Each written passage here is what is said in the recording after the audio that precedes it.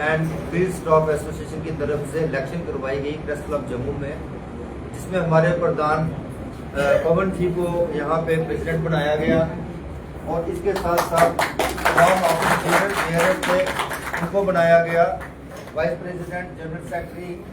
और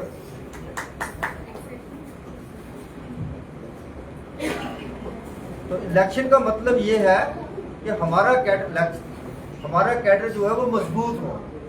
आज नया प्रेसिडेंट हमें मिला है तो हम उससे भी उम्मीद करते हैं कि हमारी काफ़ी ज़्यादा डिमांड्स हैं सरकार के साथ, क्योंकि ये एक ऐसा कैडर है जिसको बहुत ज़्यादा सरकार की तरफ से इग्नोर किया गया।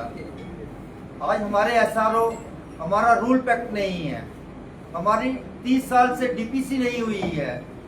जब जिस कैडर की 30 साल से डीपीसी नहीं हुई होगी तो इसका मतलब हो गया कि वो रुके हुए पानी की तरह है और डिफाइंड ड्यूटी लागू नहीं होती। वर्क रजिस्टर जो होता है वो कभी वर्क सुपरवाइजर के हाथ में नहीं दिया जाता और वर्क सुपरवाइजर रहे नहीं है।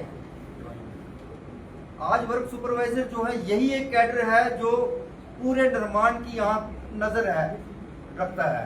तो जब नजरें ही नहीं रहेगी तो निर्माण अच्छा रहेगा? कभी नहीं हो सकता। डिपार्टमेंट की रीढ़ की हड्डी जो है ना वो वर्क सुपरवाइजर है और ये रीढ़ की हड्डी जो है एक साजिश के तहत तोड़ी जा रही है। इसकी मजबूती के लिए आज यहाँ पे इलेक्शन की गई।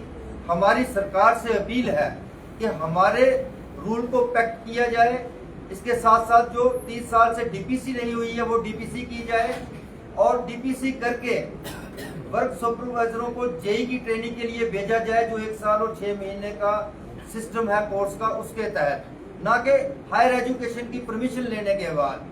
और इसके साथ साथ हमारे फील्ड स्टाफ जो डिपार्टमेंट है जिसमें बेलदार हैं उनको वर्क सुपरवाइजर बनाया जाए, ट्रेनिंग करवाया जाए, ऑन पे ग्रेड पे बनाया जाए जैसे पहले बनाया जाता था।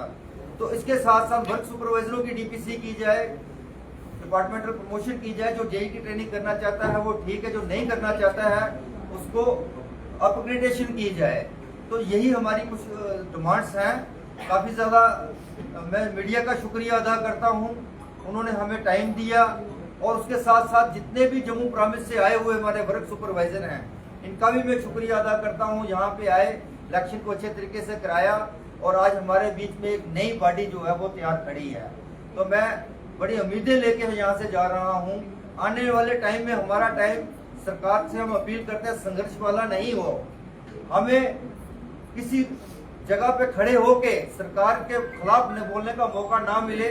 सरकार खुद हमारी इन बातों का संज्ञान ले और इस पे काम करे ताकि हम लोग जो है साइड पे अच्छे तरीके से काम कर सकें। अगर हमारे काम नहीं होते हैं तो हम लोगों को रोड पे आना पड़ेगा, हमें घिराव करना पड़ेगा, क्योंकि अब हम मजबूर हो गए हैं।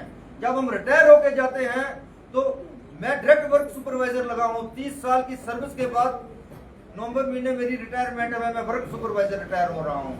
जबकि एक हिंदुस्तान का कानून कहता है कि एक बंदे को डेजिग्नेशन प्रमोशन होनी चाहिए, एक कम से कम एक प्रमोशन तो उसे मिलनी चाहिए।